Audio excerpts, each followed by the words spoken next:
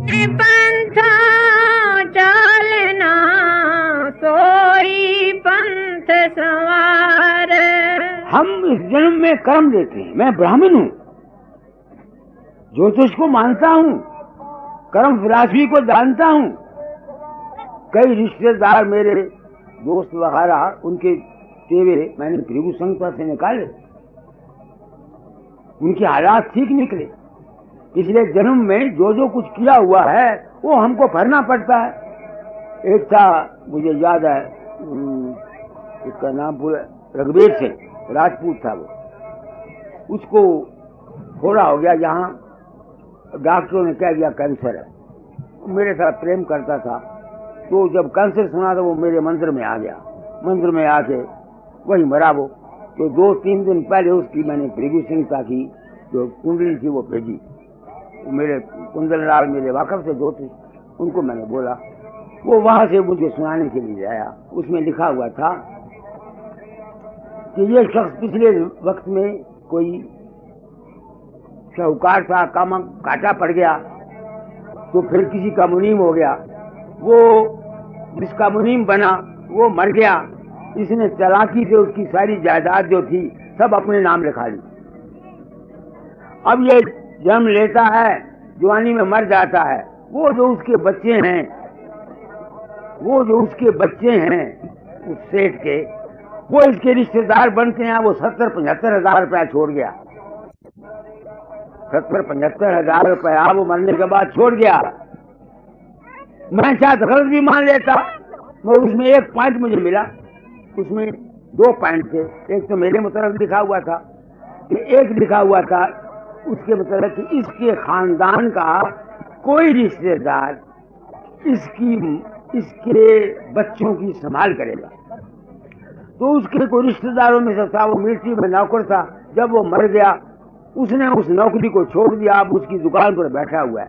तो मुझे यकीन आता है कि ये हम सब कर्म के भोग भोगते हैं। अगर सनातनिष्ठों को तो ये चाहिए, जो कर्म को मानते हैं, कि वो अपने सनातनिष्ठों को तो ये चाहिए, जो कर्म को मानते हैं, कि वो अपने आप को संभाल के रखे। अपने कर्म को ठीक नहीं करता, उस पर कोई पाप नहीं। मगर जब हम मानते हैं, फिर हम गलती खाते हैं, तो जो जानबूझ के जो गलती खाता है उसकी सजा तो उसको मिलेगी। हम कर्म से अपने कर्मों के फल से बच कह सकते हो। तो आप लोगों ने मुझे बुलाया, सत्संग किया, ये कोई तमाशा तो है नहीं। क्यों आए हैं आप? But for are you come? सत्संग के लिए। सत्संग से मिलता क्या है? बिन सत्संग विवेक न होई और राम कृपा बिन सिद्ध न सोई। सत्संग से समझ मिलती है। क्या समझ मिलती है? जिससे तुम्हारा लोक भी सुखी हो और तुम्हारा परलोक भी सुखी हो। अगर गर्जमंद आता है वो गौर से सुनेगा। जो तमाशा देखने के लिए आता है वो या तो खोखता रहेगा बैठा हुआ, या कोई और बातें सोचता रहेगा, या इंदौर की सोचता रहेगा, या कहीं और की सोचता रहेगा। इस वास्ते सत्संग सिर्फ अधिकारी के लिए होना चाहिए। ये सत्संग तमाशा नहीं है, न ये मेला है। ये तो दुनिया ने, हम लोगों ने एक तमाशा बना लिया। जिस तरह और विषय हैं, इस तरह सत्संग भी एक विषय बन गया। सत्संग तो बड़ी भारी चीज है, बशर्ते कि कोई सत्संग का अधिकारी मिले।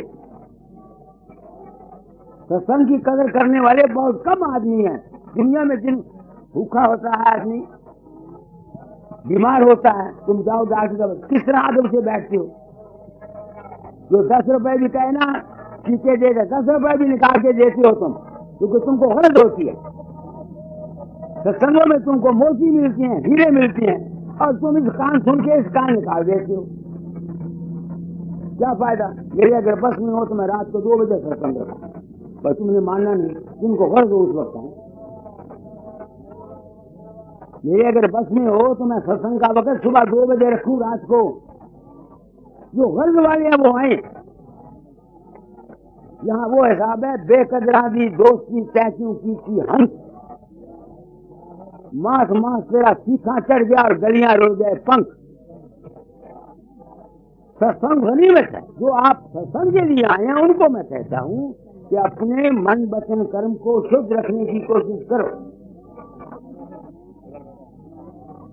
आगे। कबीर खेत किसान का मेरे गाँव खाया झाड़, खेत बिचारा क्या करे, जो धनी करे ना बाड़। अब खेत तुम्हारे ख्यालात हैं, तुम धनी हो, तुम्हें अपने मन के ख्यालात पर काबू में रखने कोई क्या करेगा।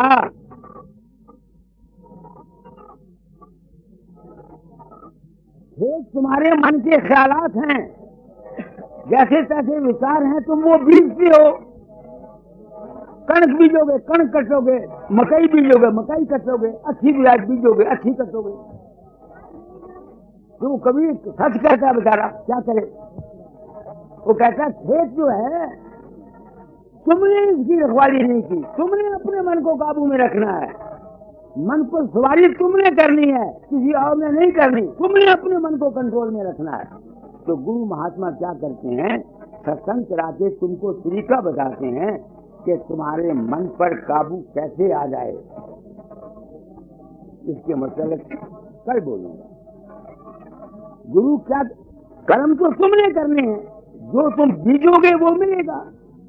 गुरु ने, महापुरुष ने तुमको तुम्हारी प्रकृति के अनुसार, जैसे तुम्हारी सभ्यता है, जैसे तुम्हारे हालात हैं, उसके मुताबिक तुमको ऐसा गुण बताना है जिस गुण से कि तुम अपने मन के ख्यालात पर काबू कर सको। ये सबके लिए एक तरीका नहीं। हर एक आदमी की, कोई कर्म योग का अधिकारी, कोई भक्ति योग का अधिकारी, कोई ज्ञान योग का अधिकारी, कोई स्वाध्याय का अधिकारी, कोई किसी बात का अधिकारी, कोई किसी। इस वास्ते मैं गुरु मत का हूँ। मेरे मत में है गुरु जो कहें तो चित्त कर है, गुरु जो कहें तो हित कर मान। क्योंकि जीव को पता नहीं कि मेरी घंट कैसे हो सकती है। जिस तरह डॉक्टर बेहतर जानता है कि बीमार को दवाई कैसे देनी है, इस बीमार को बीमारी है क्या, वातावरण कैसा है, मौसम कैसा है, इसकी प्रकृति कैसा है, इसको खुराक भी मिल सकती कि नहीं मिल सकती, इन तमाम बातों का बेटा। इस वास्ते मेरा मार्ग है गुरु मत। मैं गुरु मत में आया था। मेरी सलाह दाता दयाल ने, मेरे सदगुरु दाता दयाल ने और तरीके से की, मेरे छोटे भाइयों की और तरीके से की, मेरी और थी उसकी और तरीके से की। हर एक के लिए एक हुक्म नहीं। इसलिए मार्ग जो है मेरी समझ में गुरु मत है। इसी वास्ते गुरु की प्रणाली सनातन धर्म में मौजूद है। छोटी उम्र में ही 8-9 वर्ष के बच्चे को गुरु पुराण बनाया जाता था और वो गुरु कुल का पुरोहित होता था और वो उसके वातावरण को देखता था, सब कुछ देखता था, उसके मुताबिक उनको हिदायत करता था। आगे क्या किया हमें आई के, क्या करेंगे जाए, इतके भय नयोत के चाले मूल गुमाए। जिन शख्सों ने अपनी जिंदगी को बनाया नहीं, सत्संग नहीं किया, सनातन धर्म कैसा क्या है तुमको, सनातन धर्म के ऊपर मैं बोल रहा हूँ। सनातन धर्म की तालीम क्या है, रूट का संकल्प है। उस संकल्प के आधार पर हमारी सब तबीयत है। नामकरण संस्कार है, बच्चे के पैदा होने का संस्कार है। तो जैसा जैसा जिसकी प्रकृति के मुताबिक उनको संस्कार मिलता है, उस संस्कार के मुताबिक इंसान का जीवन बनता है। अब संस्कार अलग हैं, जीवन अलग हैं, सबके लिए एक कानून नहीं है। आगे कबीर गुर की भगति बिन नारी को करी होए, गली गली भूसत फिरे टूक न डारे को। दुनिया ने गुरु की भक्ति को यह समझा, गुरु महाराज आ गए, हार फूलों के ले लिए, 2 सेर पक्के पेड़े ले लिए, 4 रुपए ऊपर रख लिए और जाके साष्टांग मत्था कर दिया। ये गुरु भक्ति, ये नहीं गुरु भक्ति, ये तो सभ्यता है हमारी।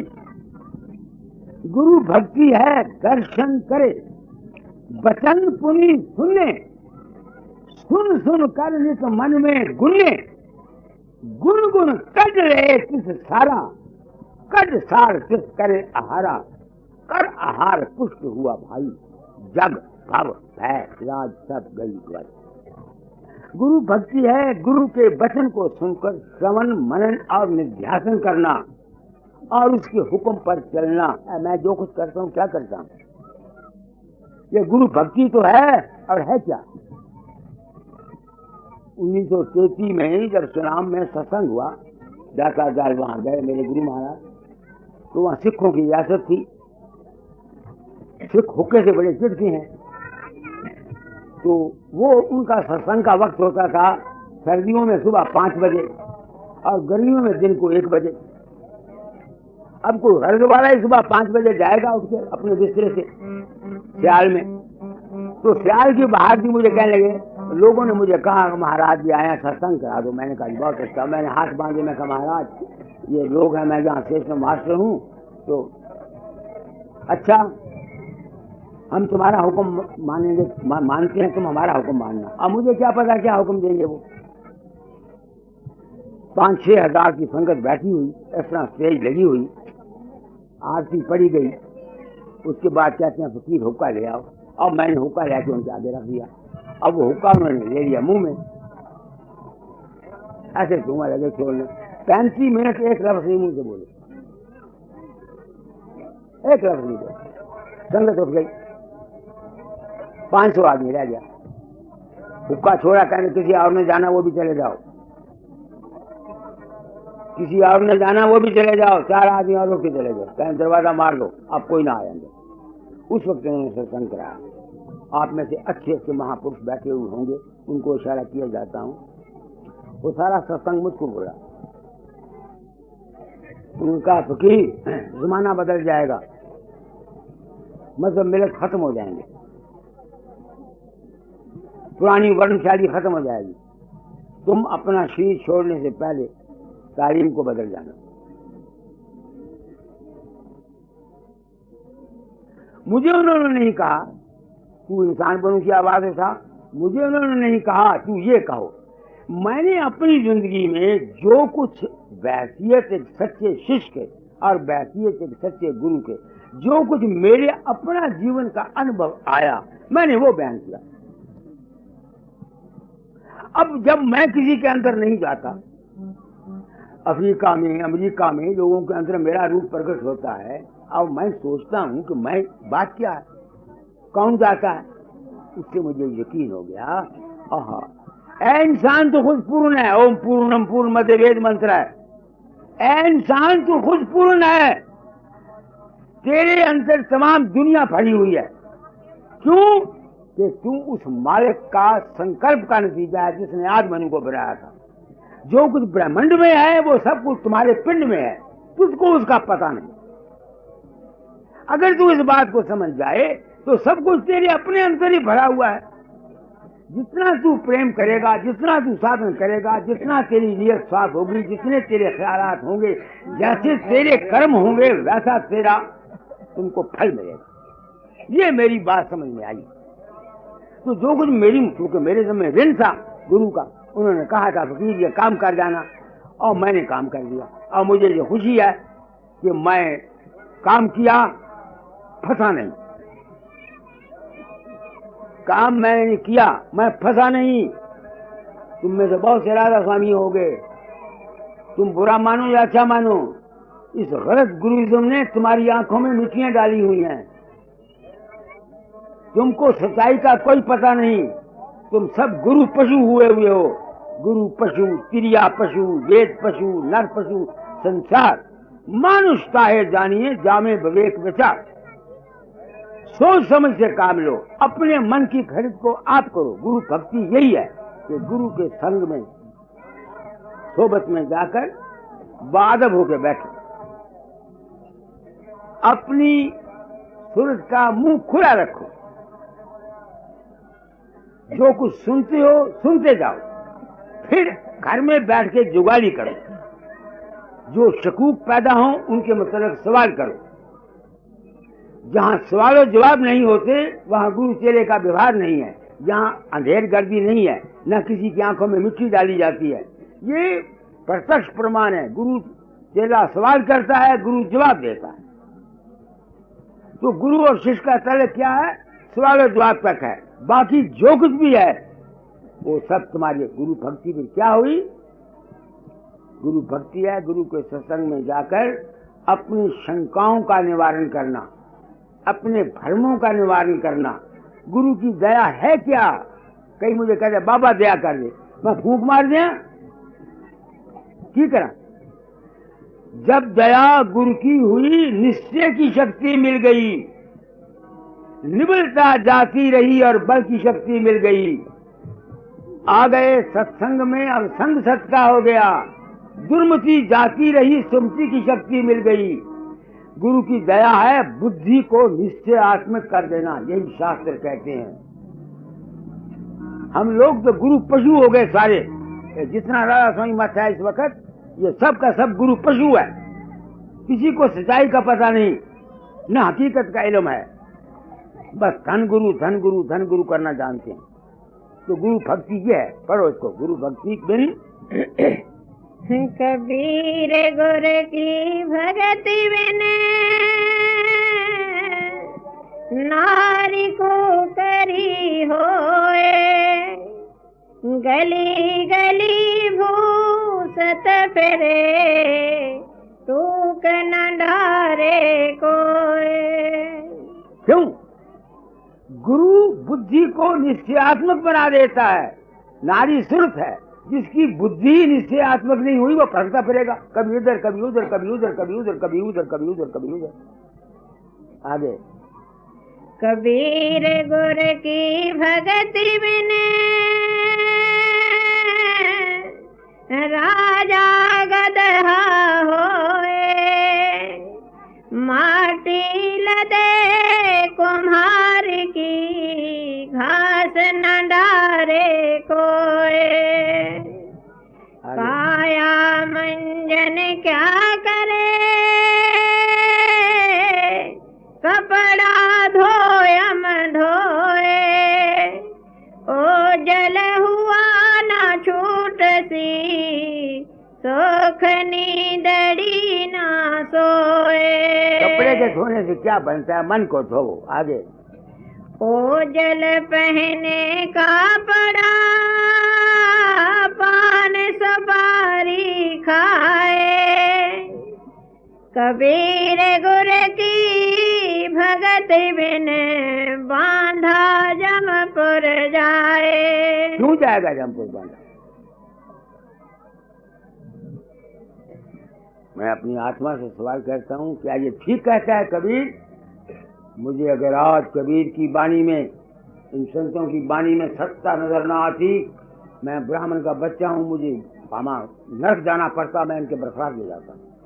मैं कहता हूँ गुरु की भक्ति में इंसान जमपुर जाता है।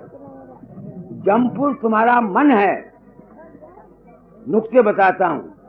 मन के ख्यालात हैं। जब तुम्हारा अंत समय आएगा, जब तक तुम अपने मन की शक्लों रूपों के साथ लगे हुए हो, तुम मन से निकल नहीं सकते। इसलिए बाकी से संकल्प कराऊंगा। इसलिए सनातन में और संतों के मार्ग में पार ब्रह्म और शब्द ब्रह्म है। गरुड़ पुराण में सब लिखा है। कोई आदमी यमपुरी से, धर्मपुरी से, चित्रगुप्त से नहीं बच सकता योनि से, जब तक उसकी सूरत पार ब्रह्म देश और शब्द ब्रह्म देश में नहीं जाती। मैंने गरुड़ पुराण की किताब लिखी है। तो पार ब्रह्म प्रकाश है, ब्रह्म है, सावित्री है। भूर्भुवः स्वः महाजना तपा सत्यम तत्सवितुर्वरेण्यम। वो जो सावित्री है, जब तक मरते समय तुम्हारे सामने वो सावित्री और वो शब्द ब्रह्म नहीं आएगा, इस आवागमन के चक्कर से तुम छूट नहीं सकते, जितना मर्जी चाहे कोशिश कर दे। ये निवृत्ति मार्ग। प्रवृत्ति मार्ग और है, निवृत्ति मार्ग और है। 1.5 घंटा हो गया, मैं बहुत बोला हूँ। इतना ही काफी है सुनने वालों के लिए।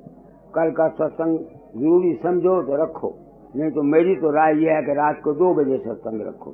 10 आदमी आए, 15 आए, 20 आए, वो 1000 हादर से बेहतर है बजाय इसके कि तुम 600 आदमी को इकट्ठा करो, वो इस कान से सुने, इस कान निकाल दे। मैं भी कुत्ते की तरह भौंक कर चला गया और वो भी इस कान से सुना, उस कान से चला गया। ना मेरे कहने का कोई फायदा, उनको कहने का फायदा। सबको राधा स्वामी।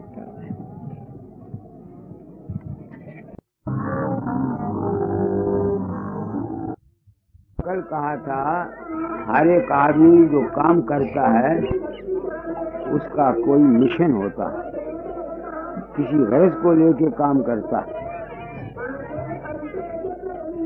आज मैं घूमने के लिए गया बाहर, वहाँ अनेक मतों, अनेक मजहबों, अनेक धर्मों के अपने अपने पंडाल लगे हुए हैं।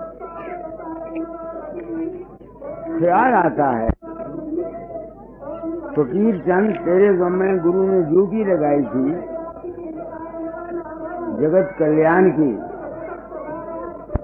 निबल अबल अज्ञानी जीवों के हित के लिए। तू कौन है? ये संसार पड़ा है, अनेक विचारधारे हैं, अनेक धर्म हैं, अनेक कर्म हैं, अनेक मजहब हैं। कौन है तू? मेरे अपनी आत्मा से पूछता हूँ कि क्या पिद्दी का शोरबा क्या कर सकता है तू? इसका एक इलाज वो ये कि इंसान वो है जो अपना कर्म पूरा कर जाता है, अपनी ड्यूटी पूरी कर जाता है। उसका नतीजा क्या निकले इसका मुझे पता नहीं। मैं ब्राह्मण हूँ, हिंदू हूँ, सनातन धर्म की जय। सनातन धर्म में एक गाथा है,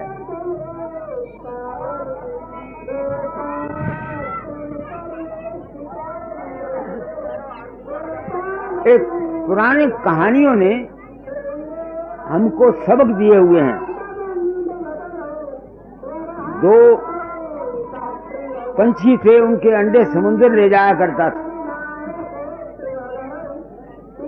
वो जब अंडे दें, समुद्र की लहर आए उनको ले जाए।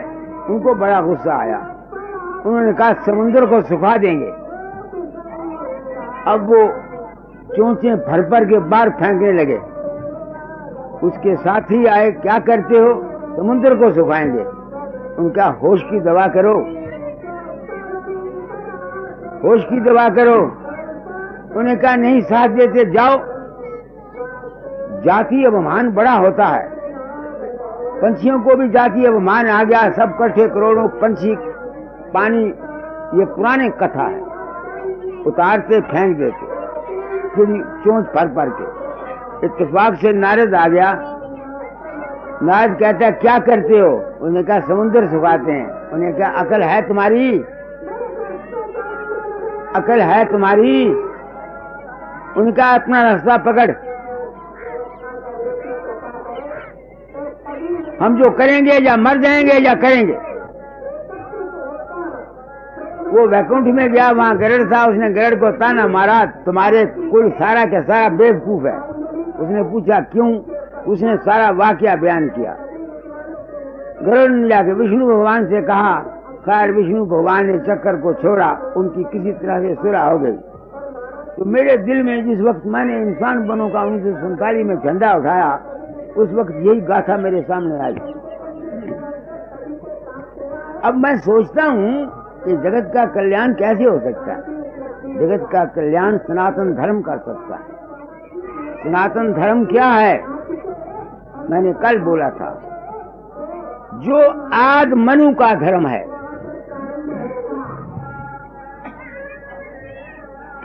आद मनु को इस कर्ता पुरुष ने, सोंग पुरुष ने अपनी संकल्प से, अपनी वासना से बनाया था। वो कर्म का सिलसिला चल निकला।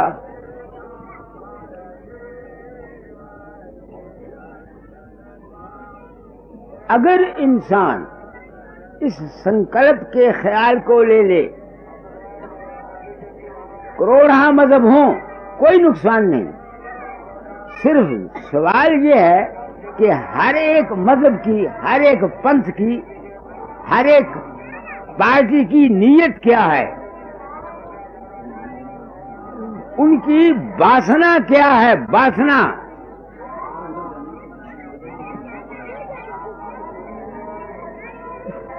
तो वासना को ठीक करना, वासना से ही ब्रह्मा विष्णु महेश वगैरह उत्पत्ति हुए हैं। ये देवता जितने हैं हमारे सारे, ये दिव्य शक्तियां हैं। मैं यहां कुंभ पर आया हूं, ये कुंभ का स्थान है। यहां कहते हैं समुद्र मथा गया था और जो अमृत का कुंभ निकला, उसके कुछ हिस्से यहां यहां पड़े। मैं इस जमाने का आदमी हूं, मैं पूछता हूं अपनी आत्मा से कि क्या समुद्र मथा गया था या ये गप है। मैं कहता हूं मथा गया था,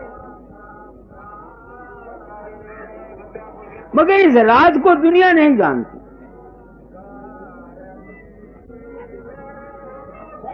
इसका वो पता लगा सकता है जिसको ज्ञान है।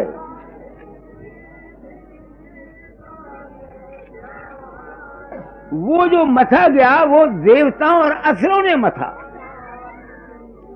देवता और असुर प्रजापति के पुत्र कहलाते हैं।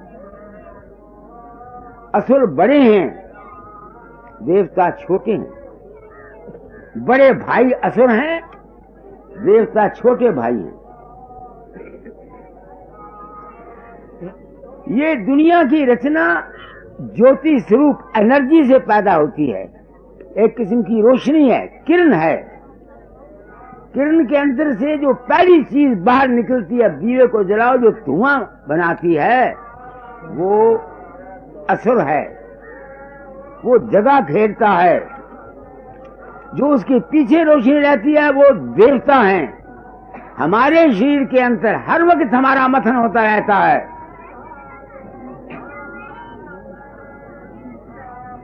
तो जब समुद्र मथन किया गया, वो सूक्ष्म रचना में मथन हुआ। योग विशिष्ट में लिखा है ब्रह्मा का देह नहीं है, उसका देह कल्पित है, मायावी है, संकल्प का बना हुआ है। तो संकल्प की दुनिया में ऊपर में भी रचना होती रहती है। और शुरू में जैसे कल मैंने बयान किया था कि लोग अपने संकल्प से बनाकर मुझसे काम लेते हैं। इस एक बात ने मुझको ज्ञान दिया।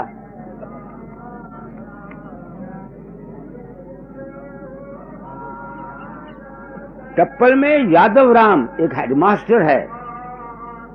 तो मैंने कहा भाई मैं कहीं नहीं जाता। तो वो कहता है पंडित जी हम झूठ बोलते हैं। मैंने कहा कहो।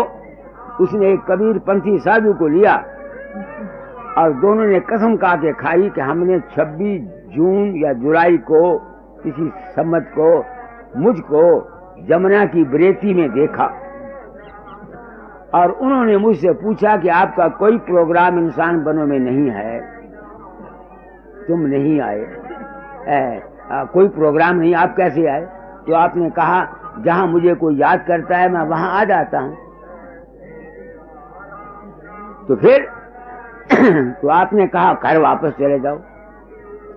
अब जब उसकी बात सुनी, मैं आदमी सच्चा हूं, मैं कहता हूं क्यों फकीर चंद तू गया? मैं नहीं गया। कौन गया? मैं जानता हूं कौन जाता है, मुझे इसका ज्ञान है। मैंने कहा तुम हिस्ट्री बताओ, तुम वहां कैसे आए? उसने बोला हम रात को सत्संग करके जाया करते थे, 8 बजे, उस दिन 10 बज गए। घर में औरत ने गुस्से में कुछ कहा मुझे, आपकी हिदायत है शांति रखना, मैं बोला नहीं।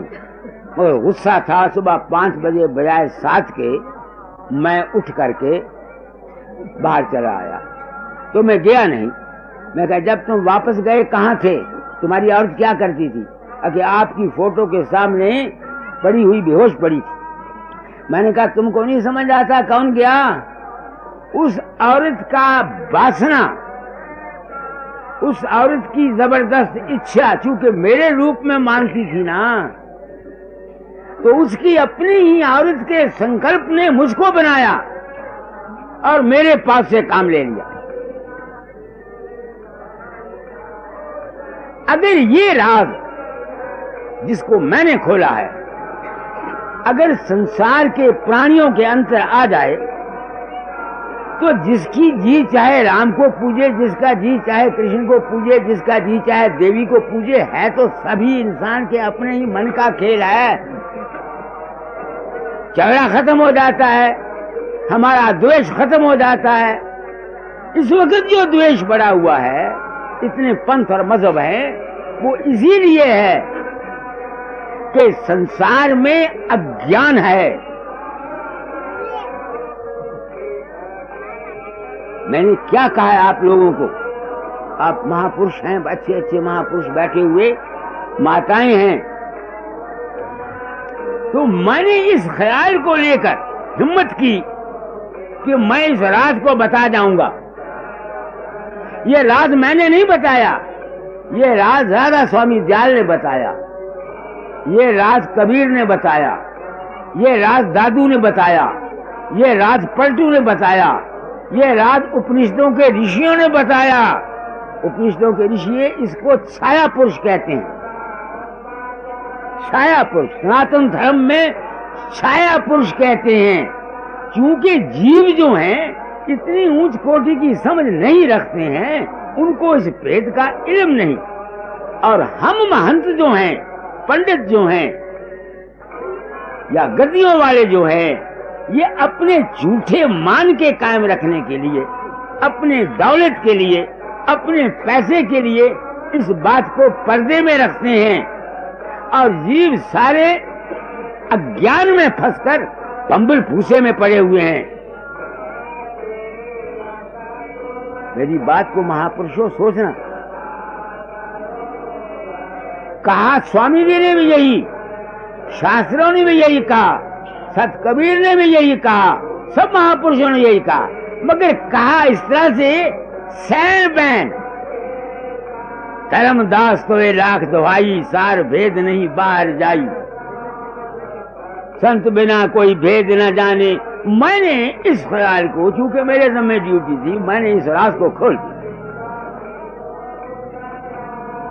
ताकि जो समझ बूझ वाले आदमी हैं, एक तो ये लुट ना जाए। अब जिसने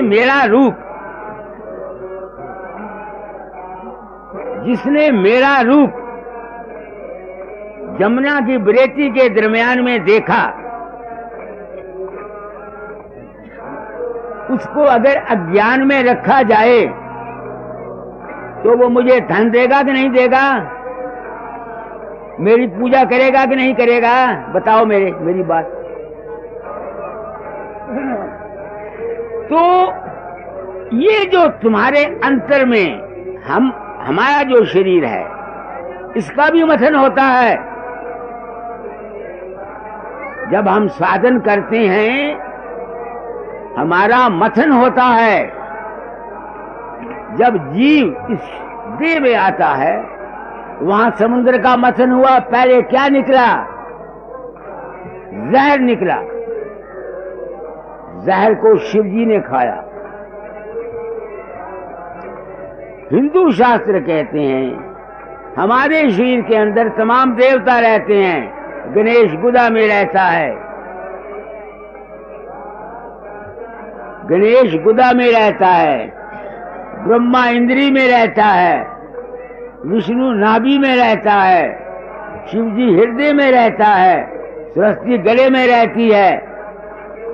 ऐसे ही ये तमाम देवता इंसान के अंतर मौजूद हैं। आज एक आदमी ने मुझसे सवाल किया, आदमी का दर्जा क्यों बढ़ा है देवताओं से? इसलिए कि देवता इस शरीर में है, हमारे मन में है और हमारी आत्मा में है। ब्रह्मा विष्णु महेश इंद्र हमारे शरीर में है। ऊपर के लोगों को जो देवते हैं वो हमारे मन के अंदर हैं। जो ब्रह्म पार ब्रह्म है ये हमारे आत्मा में रहता है। जो इंसान है वो जिस्म मन और आत्मा से परे का रहने वाला है।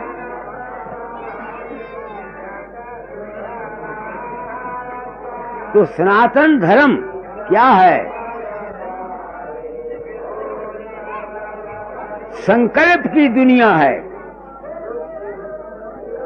जो शख्स हमेशा के लिए इस काल के चक्कर से निकलना चाहते हैं, काल का चक्कर जानते हो ना, रचना का होना, उत्पत्ति का होना और प्रलय का होना, ये काल चक्कर है। संसार की उत्पत्ति और संसार का प्रलय, इससे जो परे है वो संतों का वास है। कबीर हुआ, स्वामी जी हुए, या ऋषियों के उपनिषदों के ऋषि हुए। इस वास्ते इंसान का दर्जा बढ़ा है। अब इससे बाहर निकलने के लिए तो मैंने 2-4 दिन रहना है, इसलिए सत्संगों में जिक्र करूंगा। तुमको उस निकलने की जरूरत नहीं। तुमको वासना रूपी जो माया है, ये माया का देश है। तुमने इसमें कैसे रहना है, मैं ये बताना चाहता हूं। हम गृहस्थी हैं, हम दुखी रहते हैं। तभी तो मैं कहता हूं कि हमारा वाहिद इलाज सनातन धर्म है। सनातन धर्म क्या है? कल मैंने बोला, शिव संकल्पम अस्तु। जिस किस्म के संस्कार तुम्हारे हैं वैसे ही तुम्हारी संतान होगी, वैसे ही तुम बनोगे। हम गृहस्थी हैं, सबको अपनी औलाद से शिकायत है। बाहर मियाँ 5,000, अंदर बीबी कर्मा दी मारी। हर एक आदमी को कोई ना कोई दुख है। ये दुख क्यों है? क्योंकि हम सनातन धर्म को भूल गए। सनातन धर्म क्या है? आज का धर्म अपने संकल्प को ठीक रखना। ख्याल की दुनिया है, माया का देश है। तुम माई आई हो, मैं लेक्चर नहीं देता आपको, वेद नहीं पढ़ाता, रामायण नहीं पढ़ाता, कबीर की बानी नहीं पढ़ाता, राधा स्वामी मत की बानी नहीं पढ़ाता। मैं आपको जीने का राज बताता हूं कि जिंदगी कैसे तुमने गुजारनी है, ताकि तुमको सत्संग में आने का कुछ फायदा हो। अब मन्नू मां के पेट में था। अर्जुन ने चक्कर बेदने का जिक्र अपनी औरत से किया। उसका संस्कार अभिमन्यु ने लिया, और जब अभिमन्यु जवान हुआ, उस संस्कार की वजह से वो चक्कर को बेच सका, अक नहीं बेच सका। अब तुम सोचो,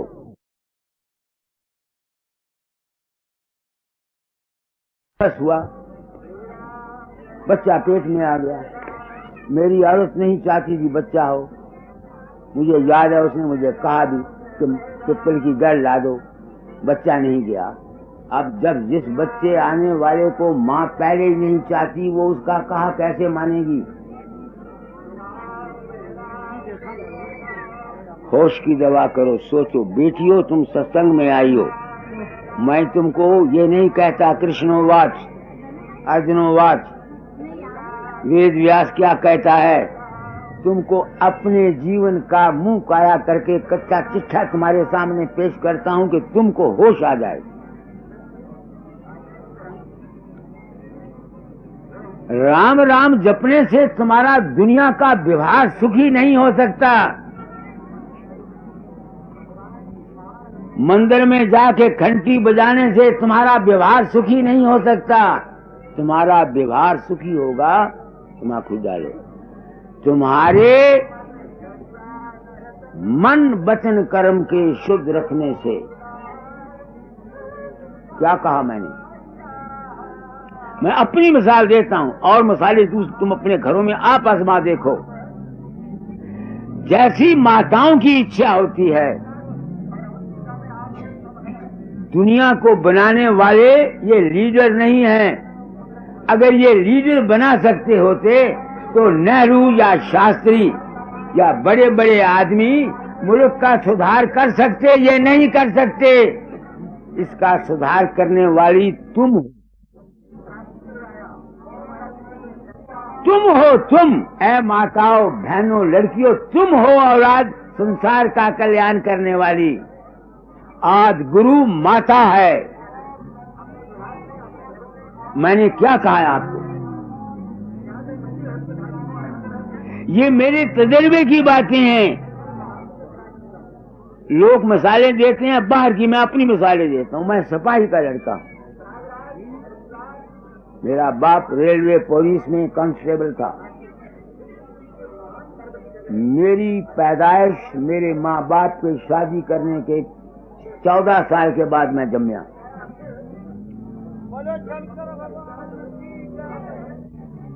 तो मेरी माता मुझे कहा करती थी, बच्चा, मैं स्टेशन पर होती, स्टेशन मास्टरों को देखती लाल हरी चनिया लिए हुए, गाड़ी में डीटीएस आता, टीआई आता, तो कहा करती थी, बच्चा, मैं भी मत्था टेका करती थी भगवान के मेरे भी कोई बच्चा हो चंडियां लेके फिरे, गाड़ी में सफर करे। उसका फल ये निकला, मैं स्टेशन मास्टर हुआ। मेरे छोटे भाई राय साहब ट्रैफिक मैनेजर हुए।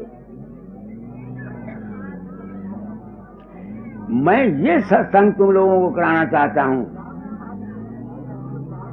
इसमें हिंदू का कोई सवाल नहीं, मुसलमान का कोई सवाल नहीं, तुम्हारे जीवन की घड़त है। तो ये कौन तालीम देता है तुमको? सनातन धर्म देता है। सनातन धर्म की किताबों को पढ़ के देखो। जब से सनातन धर्मियों ने अपना सनातन धर्म छोड़ दिया, मुल्क बर्बाद हो गया। अच्छी औलाद नहीं पैदा होती, संस्कार ठीक नहीं है। हमारे ऋषि बेवकूफ नहीं थे जो जाति, गोत और वर्ण को देखते थे। गुण, कर्म और स्वभाव को लड़के और लड़कियों के रिश्तों की वजह से देखते थे। आजकल तो पैसा, गुण, कर्म, स्वभाव रह गया, कुल कोई नहीं देखता है। पिछले जमाने में कुल देखते थे, कुल। इसकी माँ कैसी थी, इसका बाप कैसा था, इसका दादा कैसा था। तो ये है सनातन धर्म की कुंजी। अपने संकल्प को ठीक करो, फिर उसके बाद जब बच्चा पैदा हो जाता उसको नामकरण संस्कार देते। जैसी जिसकी प्रकृति होती गुरु लोग नाम देते थे। क्षत्रियों के घर का बच्चा और तरह का संस्कार लेगा, ब्राह्मण के घर का बच्चा और तरह के संस्कार लेगा, वैश्य का बच्चा और तरह के संस्कार लेगा। वो जो गुरु लोग थे वो जानते थे कि इसके खानदान की प्रकृति कैसी है, उसके मुताबिक उसको संस्कार देते थे। इसको बोलते हैं दीक्षक, नामदान, ख्याल देना। मैं अपनी मिसाल, मैं हूं कौन? जो कुछ मैं काम करता हूं मुझे प्योंदी लगी हुई है ना। मुझे मेरे गुरु ने संस्कार ही दिया हुआ है ना। क्या संस्कार दिया था? जब 1905 में गया, मैं तो गया था अपने दुखों का मारा हुआ गया। वो कहते हैं फकीर कुछ दुनिया में फकीरों में चांद बनेगा। आज मैं फकीरी के लुत्फ को समझता हूँ। वो जो उन्होंने मुझे ये लफ्ज कहे थे वो प्योंद लगाई हुई थी। इसको बोलते हैं नाम संस्कार। आजकल तो नाम का संस्कार रस्म रह गई। 2 पंडित बुलाए, पंडित ने 2 मंत्र पढ़ दिए, नाम संस्कार हो गया। मेरे छोटे भाई राय साहब चंद्रनाथ दाता के दरबार में ले गया। पूछते हैं तेरा क्या नाम है? उसने कहा मेरा नाम ढेरूमल है। क्या भद्दा नाम रखा है। मैं कहा हजूर बदल दे। दूसरे दिन उसका नाम बदला। कहते तेरा नाम सुर इंद्रनाथ, तू देवताओं का नाथ और राजा है। मुझे कहने कुर्सी पर बैठा दो। उस लड़के ने मैट्रिक पास नहीं किया, राय साहब का खिताब लिया, 2,500 रुपया तनख्वाह लेके रिटायर हुआ। अब वो सन्यासी हो गया। इसको बोलते हैं संस्कार देना। तो सनातन धर्म ही है। सनातन धर्म कोई मजहब का नाम नहीं, कोई फिरका नहीं, ये सबकी जायदाद है। हर एक इंसान जो दुनिया में पैदा होता है वो जब तक इस पुरानी संस्कृति को, पुरानी संस्कृति क्या है, आजकल के नए नौजवान तबका पुरानी संस्कृति बोलते हैं। पुरानी संस्कृति यही है, शिव संकल्पमस्तु। मैंने क्या कहा आप लोगों? मैंने आपको बोला कि मैं आपको वो लेक्चर नहीं देता जो किताबों में लिखे हुए हैं, मैं वो बात बताता हूं। तुम जो इतनी दूर से आए हो, तुम लोगों ने मुझे बुलाया, अगर तुम्हारे पीठ पल्ले कुछ नहीं पड़ता, तुम्हें कुछ समझ ही नहीं आती, तुम्हें जीवन गुजारने का रास्ता ही नहीं मिलता, तो लानत है तुमको जो सत्संग में आते हो, और लानत है मुझको जो मैं तुमको सत्संग कराता हूं। क्या फायदा सत्संग का? मैं ब्राह्मण हूं, मैं जो ज्ञान देता हूं इसको बेचता नहीं।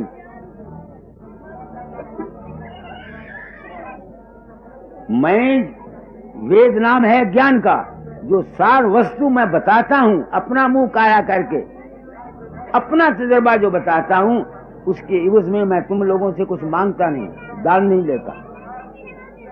क्यों? पुरानी संस्कृति कह रहा हूं। रामायण में जब भरत आया, राम को वनवास हो गया, बाप मर गया, तो कौशल्या के सामने भरत कसमें खाता है कि मुझको फलाने पाप का ये पाप लगे अगर मेरा कोई हाथ राम के वनवास में हो। कसमें हैं कि नहीं है? उसमें एक कसम खाता है, जो पाप ब्राह्मण को वेद बेचने में मिलता है वो मुझे मिले अगर मेरा कोई हाथ इसमें हो। आजकल के ब्राह्मण क्या हैं? दर बदर रोटी मांगते फिरते हैं।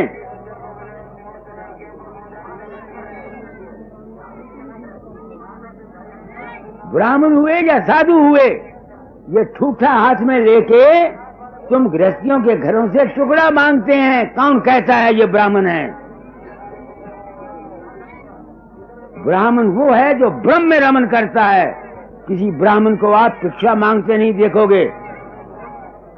ब्राह्मण में इतनी ताकत होती है कि उसकी मनोशक्ति दूसरों को अपने पास खींच लाती है और दूसरे उसकी सेवा करते हैं।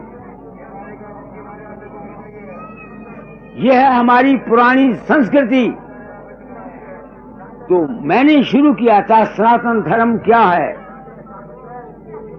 सनातन धर्म है वासना को अनुकूल करना, क्योंकि रचना सारी वासना से होती है। जितनी सृष्टि का कर्म है तुम्हारा, जब से संसार बना है, सब जगह वासना ही है। नाम ही माया है। ये मनोमय जगत है, मायामय जगत है, ब्रह्ममय जगत है, संकल्पमय जगत है। इस दुनिया में संकल्प के सिवा कोई दूसरा चीज काम नहीं करती है। इसलिए आप लोग माताओं आई हो, जो गुजर गया, जो नए पौध है, नए नौजवान तबके के आदमी हैं, इनको हिदायत करता हूं कि अच्छी संतान पैदा करो।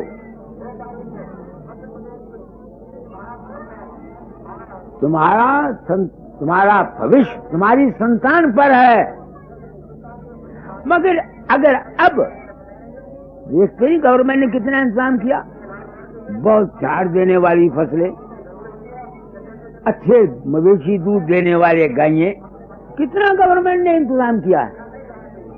अब जिस जमीन में से 10 मन दाने निकलते थे, अब 50-50 मन निकलते हैं। कभी गवर्नमेंट ने या हुकूमत ने या आदमी की जात ने सोचा है कि हमारी औलाद अच्छी हो? किसी का ध्यान इस तरफ गया?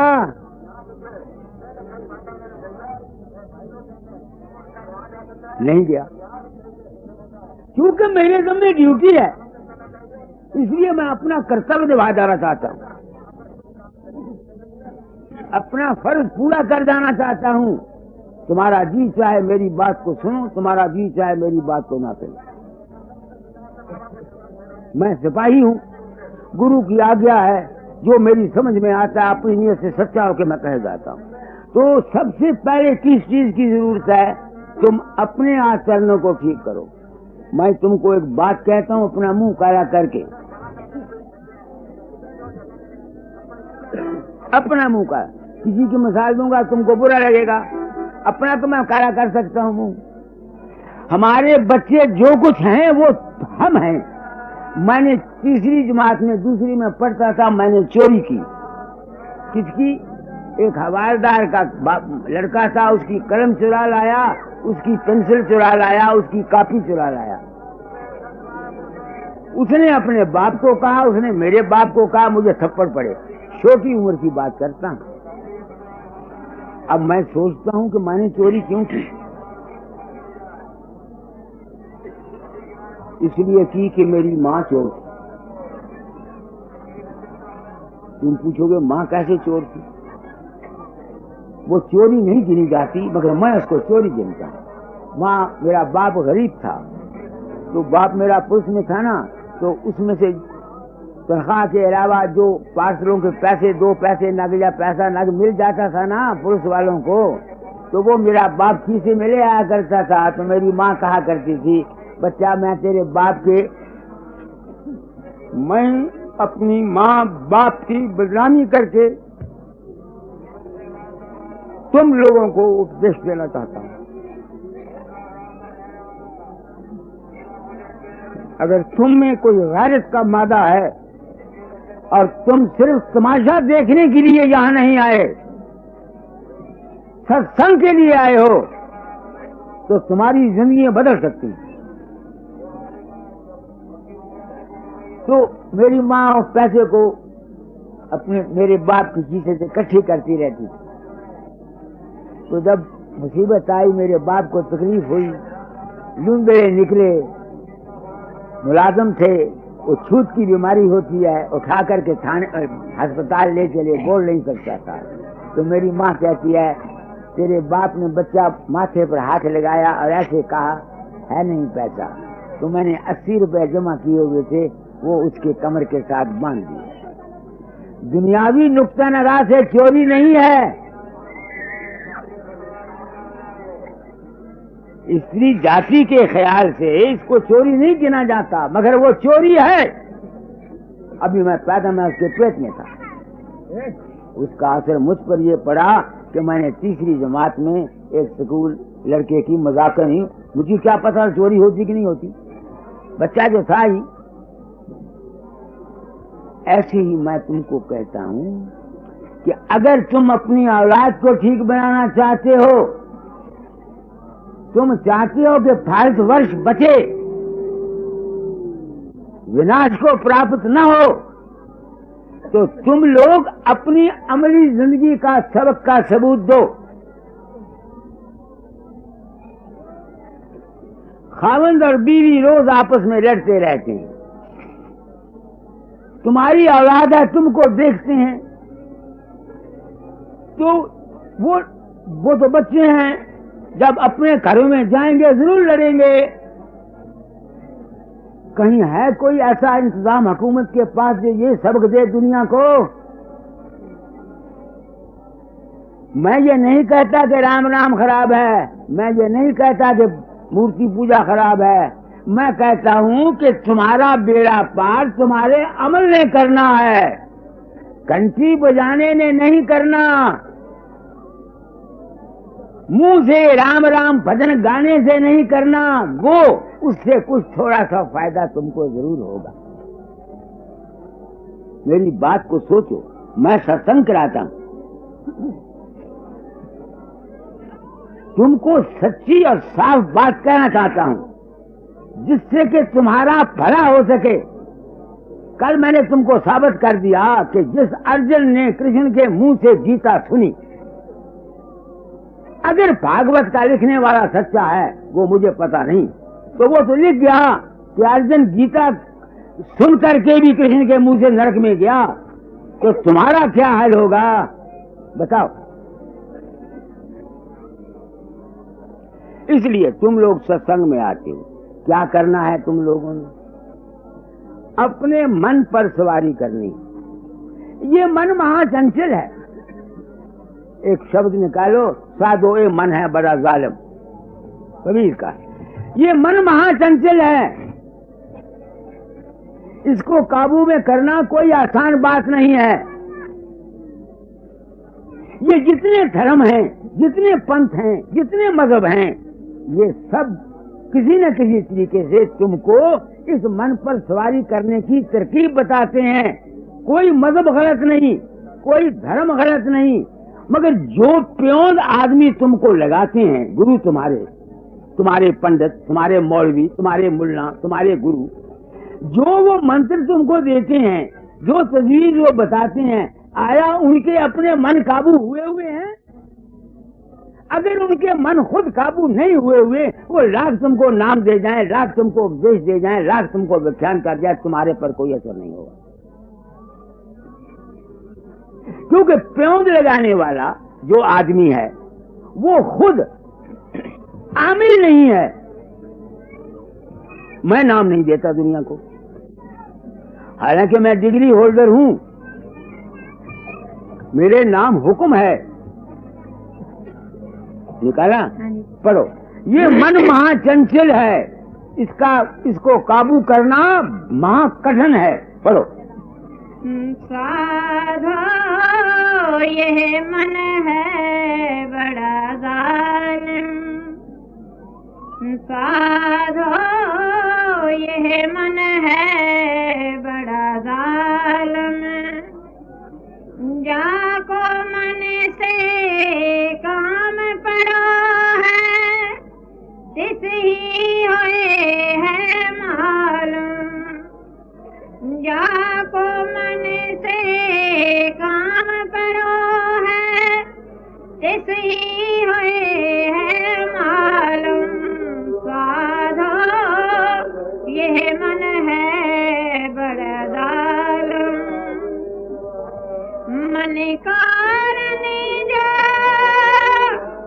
उसकी छाया, मन कारण जा उसकी छाया, तेह छाया में हटके, तेह छाया में हटके, निर्गुण सारे गुण मन की बाजी, निर्गुण सारे गुण मन की बाजी, खरे से आने भटके, खरे से आने भटके, साधो यह मन है बड़ा जालिम। अब इस मन के जुल्म का नतीजा तुम देखो भारतवर्ष का क्या है। जिसके अंदर राम प्रकट हुआ है, तो उसका अपना मन, जैसे मैंने बोला आपको, उसने समझा ये राम और है कोई जो बाहर से आया है, वो रामापंथी बन गया।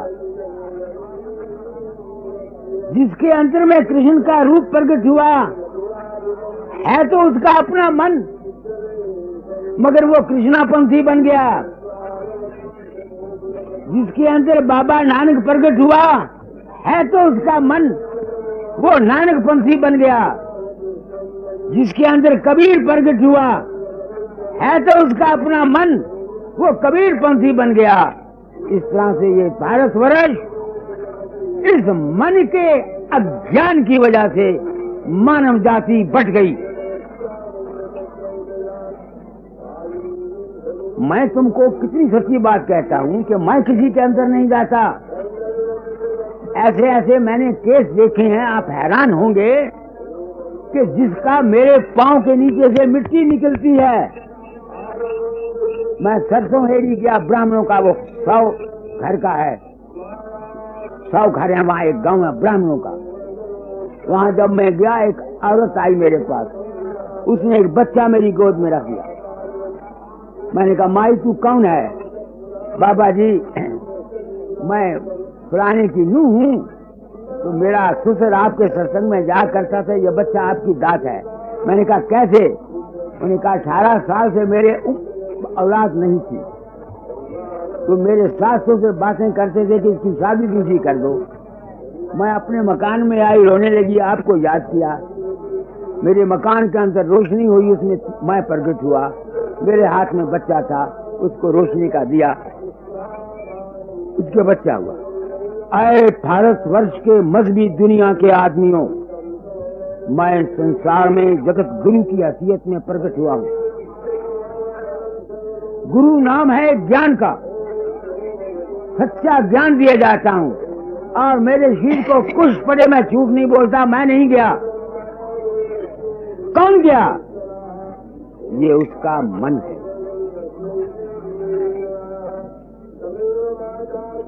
राधा स्वामी दयाल की एक बानी है, जगत सब धोखे धार बहा। मैं संतों का यूं ही पैरोकार नहीं हुआ, मैं कभी भी सिर न नवाता कबीर के आगे या स्वामी जी के आगे या इन संतों के आगे, अगर मुझको इसमें सत्यता प्राप्त न होती। ये जितना खेल है सब इंसान के मन का है, और बड़े बड़े भटक गए, और इस भटकने की वजह से हमारा जीवन जो है अशांत हो गया। पढ़ो उसके आगे, इसी कड़ी को पढ़ो। मन कारने जो उसकी छाया तह छाया में अटके, निर्गुण सारे गुण मन की बाजी खरे से आने भटके। भटके कि नहीं भटके? बड़े बड़े भटक गए। तुम्हारे अंदर रूप रंग रेखा बनाने वाला तुम्हारा ही मन है, और ये मन कहां से बना? तुम्हारी वासना से बना। इस माया आदि माया कीनी चतुराई, झूठी बाजी साज दिखाई। यही शास्त्र कहते हैं कि ब्रह्म से माया का जो उत्पत्ति थी, उसने सृष्टि को रचा, और तमाम संसार भ्रम में आया हुआ है, चक्कर काट रहे हैं। आगे मन ही जाना लोक बनाया, मन ही जाना लोक बनाया, 5 तत्व गुण कीने, 5 तत्व गुण कीने, 3 लोक जी वन बस कीने, 3 लोक जी वन बस कीने, पर न काहू जीने। किसी को समझ नहीं आती कि मन है क्या। ऐसी मार मारता है। योगियों को इसने मारा, भक्तों को इसने मारा, ज्ञानियों को इसने मारा, ज्ञानियों को इसने मारा। मारा कि नहीं मारा? है? अफ्रीका में, अमेरिका में मेरा रूप प्रकट होता है। उन आदमियों को मैं धर्म से हजार आदमी मेरा ध्यान करते हैं, उनके अंदर मेरा रूप प्रकट होता है, दुआएं बताता है। कल भी मैंने कहा था मरते समय ले जाता है, मुझे पता नहीं होता कौन आता है। इंसान तेरा अपना ही मन, तू इस मन के चक्कर में आया हुआ है, अगर इस दुनिया में रहता है तो अपने मन को अपने काबू में कर ले, क्योंकि तुम्हारी दुनिया जो बनेगी तुम्हारे ख्याल की दुनिया बनेगी, तुम्हारे विचार की दुनिया बनेगी, तुम्हारी आंख की दुनिया बनेगी। यही संत कहते हैं। तो संत क्या कहते हैं? सनातन धर्म क्या कहता है? इस मन को काबू करना। मन छाले मारता है, इसको काबू करने का इलाज मन को एक तरफ से हटाकर दूसरी तरफ लगाओ, जो शुभ कार्य देने वाला हो। बुराई की तरफ से अच्छाई की तरफ लगाओ। तुम्हारी मर्जी है, तुम अपने ख्याल को राम नाम से बदलो, तुम्हारी मर्जी है कृष्ण नाम से बदलो, तुम्हारी मर्जी है वागरू नाम से बदलो, तुम्हारी मर्जी है अल्लाह के नाम से बदलो, तुम्हारी मर्जी है राधा स्वामी नाम से बदलो, तुम्हारी मर्जी है पांच नाम से बदलो। जिस तरीके से तुम्हारी मर्जी है करो, बशर्ते के तुम्हारा मन ऊट पटांग गलत ख्यालात हर वक्त ना सोचता रहे, तरह तरह के विचारों में तुम्हारा मन जो हर वक्त गलतान न रहे। तुमको हर मजहब वाले ने अपना अपना सिमरन और ध्यान बताया, मुबारक हैं वो। मतलब तो तुम्हारे मन को बुराई की तरफ से हटाकर अच्छाई की तरफ लाना है। तो बुराई क्या है? ख्याल है। अच्छाई क्या है? ख्याल है। अपने ख्याल को बदलो। मैं नहीं कहता, मैं राधा स्वामी मत कहूं, बिल्कुल इनकार नहीं करता, मगर मैं ये नहीं कहता कि तुम जरूर मेरे ही मत के हो जाओ। मगर याद रखना, जो गुरु, जो महात्मा तुमको नाम देता है, तुम्हारे मन के बदलने की तजवीज बताता है, आया उसका मन बदला हुआ है या कि नहीं? अगर उसका मन खुद नहीं बदला हुआ, वो तुमको लाख उपदेश करे, तुमको कोई फायदा नहीं होगा। तुमने सुना होगा किसी आदमी के पास कोई माई गई बच्चे को लेकर के, महाराज गुड़ बहुत खाता है, उन्होंने कहा 2 हफ्ते में लेके आई, तो 2 हफ्ते मुड़ के आया, माई ने ले आई, उसने कहा बच्चा गुड़ ना खाए। उन्होंने कहा अच्छा महाराज। तो माई ने पूछा महाराज उसे मेरे क्या धंधे? उन्होंने कहा मैं उसे गुड़ आप खाना। अब तुम सोचो, मैं खंडन नहीं कर रहा, मैं महात्मा हूं, फर्ज करो मैं बन गया। अगर मेरी ये नियत है कि मैं जाऊंगा उज्जैन में, वहां पंडाल बनाऊंगा, वहां मेरे चेले आ जाएंगे, 2000 रुपया 1000 रुपया इकट्ठा करके मैं ले आऊंगा मानवता मंदिर के लिए। अगर मेरी ये नियत है अपने दिल के अंदर, और मैं आके तुम लोगों को उपदेश करता हूं, तो मेरे उपदेश के अंदर क्या चीज जाएगी? जो कुछ मेरे अंदर है, जो कुछ मेरे अंदर में है वही तुम्हारे अंदर जाएगा कि नहीं जाएगा?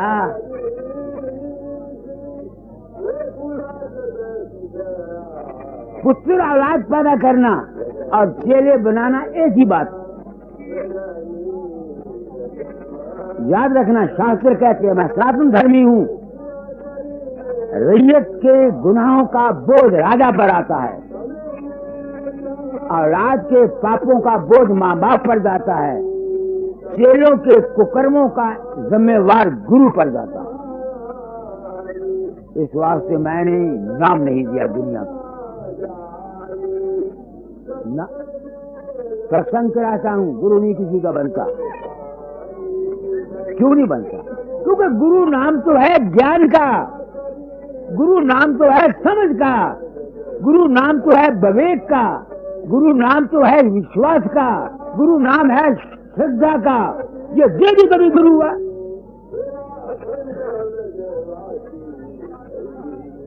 मैं गुरु का जो उपदेश है वो तो देता हूं। एक शब्द निकालो, गुरु मध्य आदि अनंत अद्भुत अमर अगम अगोचरम।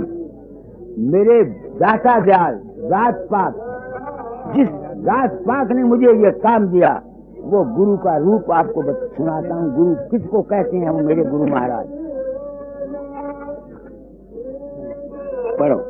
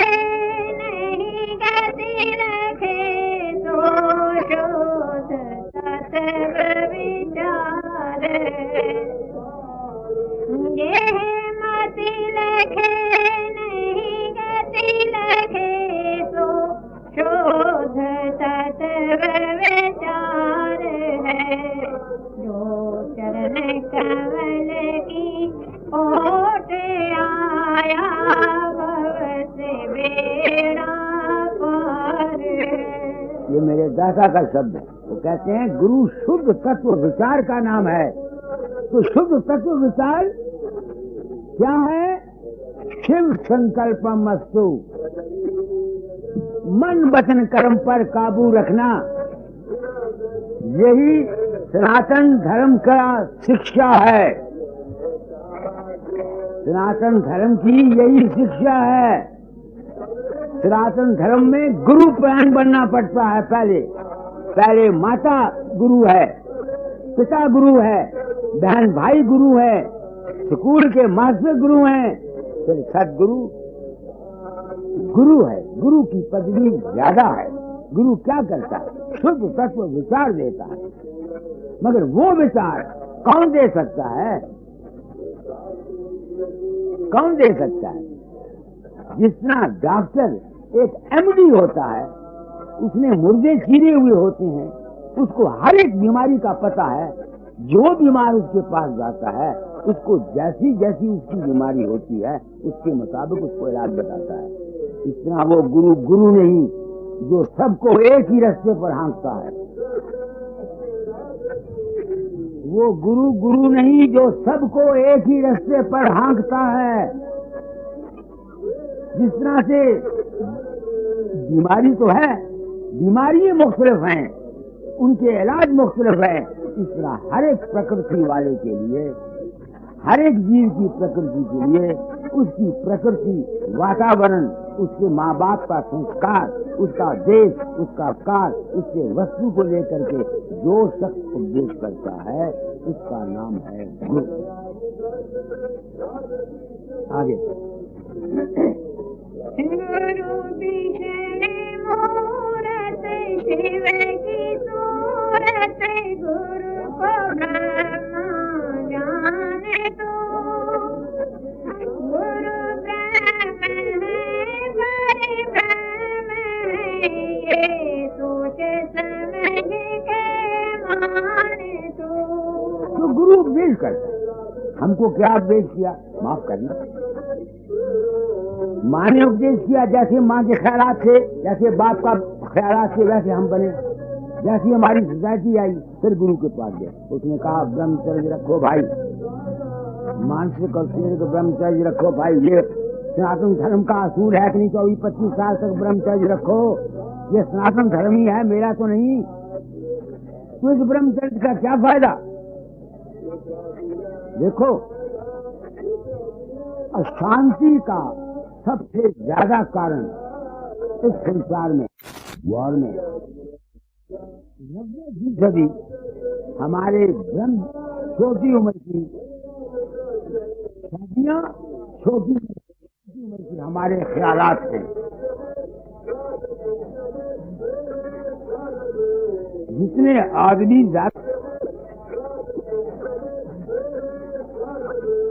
जितने आदमी ज्यादा शांत अपने आप को कहते हैं, ज्यादा चंचल हैं, इनका मुख्य कारण उनके बचपन की गलत ख्यालात, मानसिक और शारीरिक विचार का गिरना है।